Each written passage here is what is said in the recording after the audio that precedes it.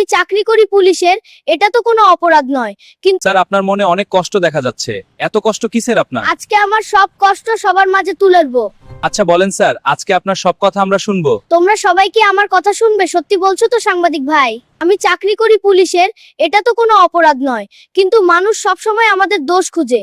ভালো কাজ করি, চোখে পড়লেও তারা এড়িয়ে যায়। ভুল হোক বা না হোক, দোষ সব সময় আমাদেরই। তবু থামি না, কারণ এই চাকরিই আমার দায়িত্ব, আমার পরিচয়। আমি পুলিশের চাকরি নিয়েছি, মানুষের সুরক্ষা আমার লক্ষ্য। কিন্তু কেউ বুঝে না, রাত জাগা, ঝড় বৃষ্টিতে কাজ করা কত কঠিন। তবু থামি না, কারণ এই দায়িত্বেই আমার সম্মান ও ভালোবাসা লুকানো। আমার কথাগুলো যদি কেউ কষ্ট পেয়ে থাকেন, ছোট হিসাবে অবশ্যই আমাকে মাফ করে দেবেন। এতক্ষণ ধরে আপনারা শুনলেন একজন পুলিশের কষ্টের কথা।